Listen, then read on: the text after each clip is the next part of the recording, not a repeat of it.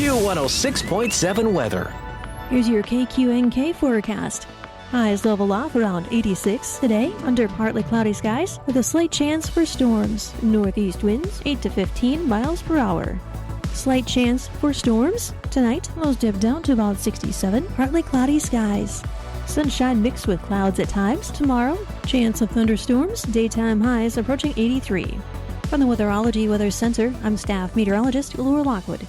Currently, it's 69 degrees. This Kansas Information Network update is brought to you by Eaton Roofing and Exteriors. I'm Britton Rucker, and here are today's top headlines from 12 News.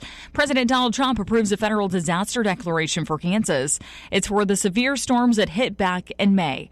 This allows the government and certain nonprofits to apply for public assistance funds.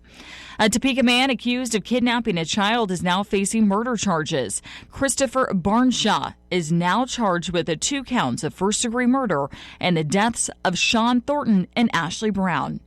And Senator Jerry Moran introduces a bipartisan bill to use passenger fees to strengthen aviation safety. The bill would allocate $500 million each year to check bag explosive detection systems and set aside $250 million for checkpoint improvements. And Wichita, Britton Rucker, 12 News. You're listening to the Kansas Information Network. The voice of agriculture, Kansas Farm Bureau. After weeks of debate, the so-called One Big Beautiful Bill got approval from the House and Senate and was signed into law by President Trump July 4th. Farm Bureau's Emily Buckman says Farm Bureau member engagement was critical in getting the legislation passed. They described the current agricultural economy, the toll of extreme weather events, and the ongoing challenges of keeping farms in the family. First-hand accounts remind lawmakers just how important it is that there was support for farm and ranch families in this legislation. But Buckman says there are other priorities Farm Bureau will work on before the current Farm Bill extension expires, including a Conservation Reserve Program, USDA broadband programs, and we're also looking to find a fix for Proposition 12. For more information, go to fb.org and listen again here for more from the Voice of Agriculture, Kansas Farm Bureau. Good morning, I'm Natalie Hadley with your KQNK News. Brought to you by Firebolt Ag, LLC, serving all of your chemical and fertilizer needs. According to the United States Attorney's Office, a Georgia man who hosts a hunting show has been banned for life from hunting or fishing in Kansas after illegally killing 2 deer.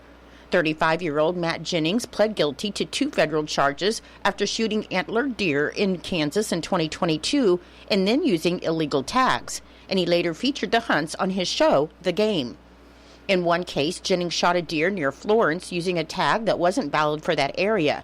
He then drove to Oklahoma and falsely registered the kill there. A week later, he killed another antlered deer near Waukene, violating Kansas law, which only allows 1 per season.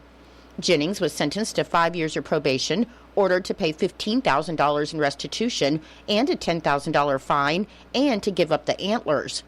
During his probation, he's also barred from hunting, fishing, or guiding in 8 other states, including Oklahoma, Missouri, and Colorado.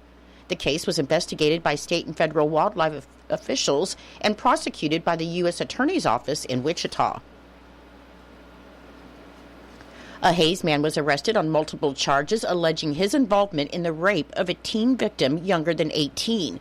According to court records, 25-year-old Adam Joel Klossmeyer engaged in alleged sexual activity on or about July 13th with a girl who is younger than 18. Court records indicate the victim was intoxicated and vomiting, and the court records also allege Klossmeyer intended to distribute the act online. According to district court records, Klossmeyer was arrested on July 13th on charges of alleged rape, sexual exploitation of a child, aggravated human trafficking, aggravated intent to trade in child pornography, and furnishing alcohol to a minor. Klossmeyer is in the Ellis County Jail with a bond set at $500,000, and his bond hearing is set for today. According to the Kansas Department of Revenue, a local chain of Mexican restaurants will be reopening after they paid their tax debt with the state of Kansas. On July 8th, the Kansas Department of Revenue seized assets from San Juan Mexican Restaurant Incorporated with locations in Russell, Scott, Thomas, Phillips, Rooks, and Pawnee counties. The taxes owed include $238,449.93 in sales tax, $16,490.74 in liquor drink tax, and $46,090.62 in income tax. On Wednesday, a Department of Revenue spokesman said the restaurant chain had paid its tax obligations and would be allowed to reopen. Lieutenant Governor and Secretary of Commerce David Tolan encourages job seekers and employers who are searching for available talent to take part in the upcoming Hire a Veteran Day virtual job fair. It's being hosted by Kansas Works from 7:30 a.m. to 5 p.m. tomorrow, Friday, July 25th. And this job fair is open to all job seekers, but primarily it's aimed at veterans preparing to transition to civilian careers. Lieutenant Governor and Secretary of Commerce David Tolan said military veterans don't just get the job done, they lead with purpose and strive for greatness in all things they do. And their leadership, discipline, and diverse skill sets make them invaluable to the workforce. He said he encourages any transitioning service members who are exploring their next chapter to attend and connect with Kansas's outstanding employers. Kansas Works is hosting this special event to connect veterans with employers who recognize the value of military experience, as participating employers understand military skill sets and are actively seeking to hire those who have served. The virtual job fair format allows anyone searching for a position to fill out applications, chat live, and interview virtually with participating employers. The virtual statewide job fair portal features helpful information such as a job seeker training video, a list of participating employers, and channels for attendees to register and log in. And job seekers are encouraged to dress professionally as they might be asked to engage in an interview. Candidates can participate through any digital device, and any individual with a disability may request accommodations by contacting their nearest workforce center at 877-509-6757 prior to the event. Registration is required to participate in virtual job fairs regardless of your previous participation, and to register, you can visit kansascommerce.gov. In Nebraska news, according to court documents, 39-year-old Alicia Nunn of Omaha was taken to the Lancaster County Jail on suspicion of felony shoplifting in a series of thefts earlier this year at Menards in North Lincoln.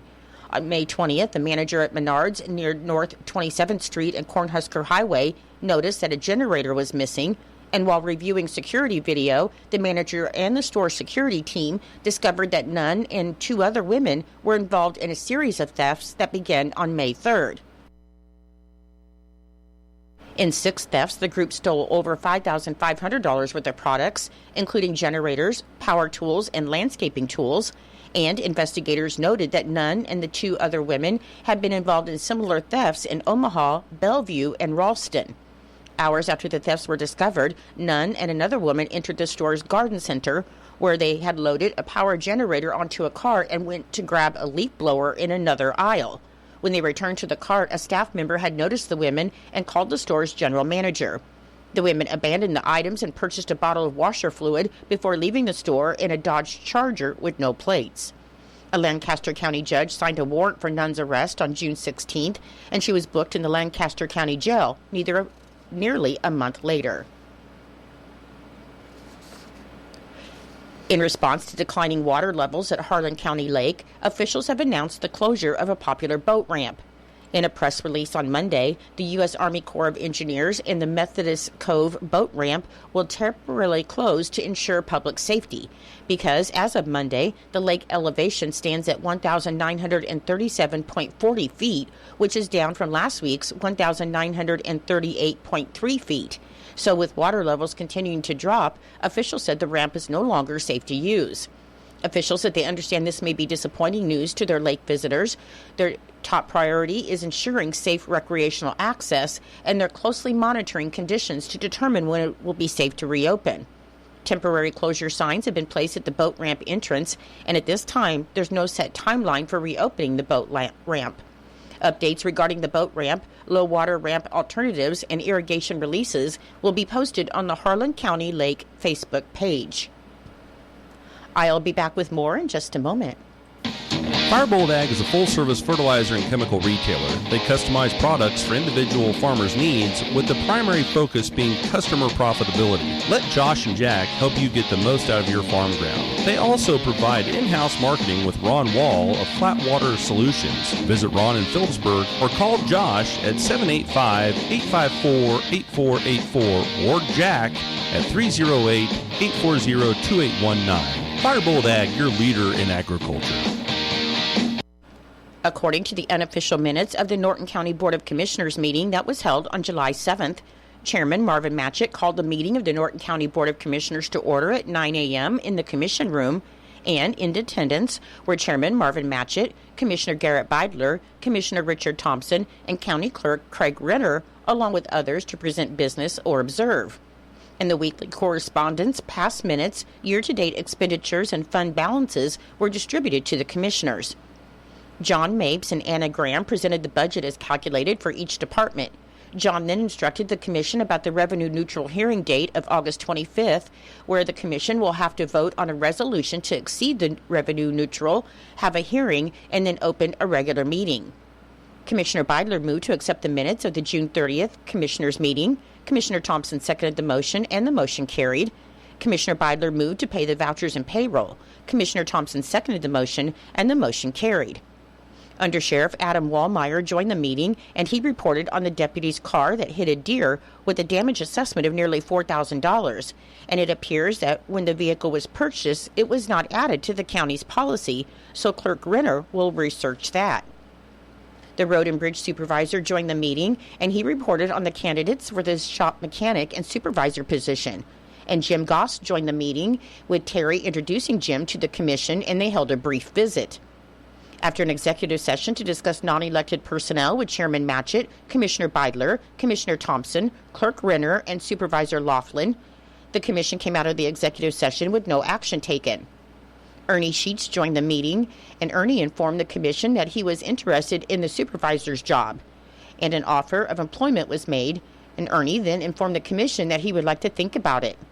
Commissioner Thompson moved to pay the vouchers and payroll. Commissioner Beidler seconded the motion, and the motion carried, and Commissioner Thompson then moved to adjourn the meeting, and with no further business, Chairman Matchett adjourned the meeting at 12:15 p.m.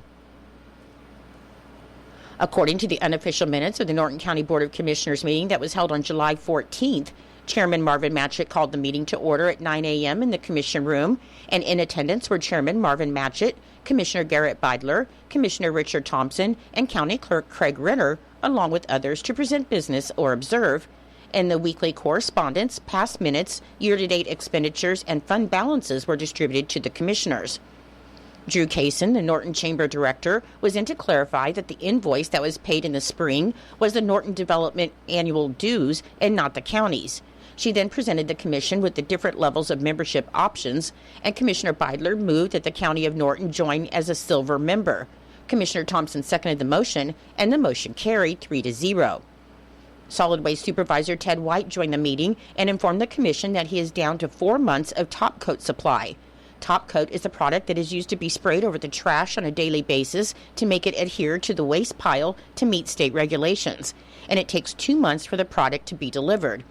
Ted reminded the commission that historically, the landfill orders a 2-year supply and takes the expense from the Solid Waste Capital Outlay Fund. Commissioner Thompson moved that the Solid Waste Department purchase a semi-load of the Top Coat product at a cost of $20,625 and that the funds be taken from the Solid Waste Capital Outlay Fund. Commissioner Beidler seconded the motion, and the motion carried 3-0. Ted also reported on the progress of the skid steer bids, and he said he's advertising to replace Mike Vincent's position as Mike is retiring on July 31st. Commissioner Beidler moved to accept the minutes of July 7th Commissioners' meeting. Commissioner Thompson seconded the motion, and the motion carried. Under Sheriff Adam Wallmeyer joined the meeting, and he reported that the dispatch position has been filled, and the cost of the new sheriff's car is official, which the cost of the car was $44,790, and the lights and sirens are estimated to cost $16,000. John Mapes joined the meeting by phone, and John went over the final updated budget numbers. Commissioner Thompson moved to advance the budget to Mapes and Miller for publishing as corrected. Commissioner Beidler seconded the motion, and the motion carried 3-0. Commissioner Thompson moved to pay the mid-month vouchers. Commissioner Beidler seconded the motion, and the motion carried. And Commissioner Thompson moved to adjourn the meeting, and with no further business, Chairman Matchett adjourned the meeting at 11:12 p.m. I'm Natalie Hadley. Your KQNK News was brought to you by Firebolt Ag, LLC, farmers helping farmers to succeed. You can contact Firebolt Ag today to get the most out of your farmland. Your KQNK weather forecast is being brought to you by Hinkle Termite and Pest Control, your Norton experts for all of your pest control needs. Your forecast for today, it should be mostly cloudy this morning, then partially cloudy with a slight chance of thunderstorms this afternoon, and highs in the mid-80s with a northeast wind of 5 to 10 miles per hour. The chance of precipitation today is 20%. For tonight, there'll be increasing clouds and a slight chance of thunderstorms and a chance of showers after midnight. It'll be humid tonight with lows in the upper 60s and east winds of 5 to 10 miles per hour with the chance of rain 30%. On Friday, it should be mostly cloudy with a chance of thunderstorms in the morning and then partly cloudy with a slight chance of thunderstorms in the afternoon. It'll be humid on Friday with highs in the lower 80s. And on Friday night, it should be mostly clear and humid with lows in the mid-60s. I'll be back with the rest of your forecast in just a moment. When you've got bugs, we know what a nuisance that can be. Lock 'em out. From Hinkle Termite and Pest Control, Lock 'em Out is our very effective residential insect prevention program. We'll come to your place and treat your foundation plus all insect entryways. And while we're there, receive a free termite inspection. Call Mr. Rich Wenzel, our certified technician in Norton, at 785-202-0167. That's 202-0167. Continuing with your weather forecast, on Saturday it should be mostly sunny and hot with highs in the mid-90s. On Sunday, sunny and hot with high around 100. On Monday, mostly sunny and hot with highs around 100. On Tuesday, there'll be decreasing clouds and hot with highs in the upper 90s. And on Wednesday, it should be partly cloudy with a slight chance of thunderstorms and a chance of showers in the afternoon with highs around 90. Currently, with fair skies, it is 66 degrees. The humidity is 100%. The wind speed is northwest at 9 miles per hour. The barometric pressure is 30.06, and the current dew point is 66 degrees. Your weather was brought to you by Hinkle Termite and Pest Control right here in Norton. You can call Hinkle Termite and Pest Control at 785-202-0167 for all of your pest control needs. It is 8:21 and it's time for Kansas Sports. That's being brought to you by United Northwest Federal Credit Union, where everything they do for you. United Northwest Federal Credit Union is proud to support the county fair, whether it's cheering on 4-H kids, enjoying the yummy fair food, or taking a spin on your favorite carnival ride. The county fair is a celebration of tradition, hard work, and hometown pride. United Northwest Federal Credit Union is honored to stand behind the families, volunteers, and youth who make it all happen. United Northwest Federal Credit Union, proudly supporting the Norton County Fair and the spirit of community it represents. KIN Sports, I'm Spencer Dupuis. Chiefs defensive coordinator Steve Spagnuolo spoke to the media on Tuesday after day 2 of training camp practice, and he talked about what it meant for George Karlaftis to get a long-term deal to stay with the team. Yeah, I mean, probably the first thing that sticks out with George is his character. I mean, the one thing that Brett and Andy do a great job of, we bring in a lot of good character guys. That's huge, in my opinion, in today's pro sports. Because usually when you're a high character guy, you're unselfish. George has got all of that. And then his ability and his intelligence. I mean, I can remember when Joe and I did the Zoom call with George, because I think he was the COVID draft. You guys would remember better than me. And I just remember that came out in a Zoom interview. All of that. How much he loved football. High character guy. And Brett does a great job keeping those guys here. Kansas Information Network Sports, I'm Spencer Dupuis. Get set to Rock the Plain. 2 days of the hottest country music, camping, and fun at Tuttle Creek State Park in Manhattan, August 8th and 9th, featuring Randy Rogers Band, Casey Donahue, Aaron Watson, Josh Abbott Band, Pat Green, and many more. Get your tickets, get camping information, and complete lineup at rocktheplain.com. Hear that? That's the sound of your life. Perfectly imperfect. Beating in rhythm to the world you've created. But every time you drive after drinking, the music gets drowned out. Your life sounds pretty great. Don't let a buzz ruin it. Buzz driving is drunk driving. Don't drive buzzed. A message from NHTSA and the Ad Council. It's true, many of us spend more time thinking about what's for dinner than preparing for retirement. But if you think your retirement needs deserve more attention, I agree, and I'd like to help. I'm Edward Jones Financial Advisor Philip Eisenhagen. Together we can give your long-term retirement strategy the attention it deserves. Stop by our office at 418 East Holm here in Norton or call 877-3373. Edward Jones, Making Sense of Investing, member SIPC.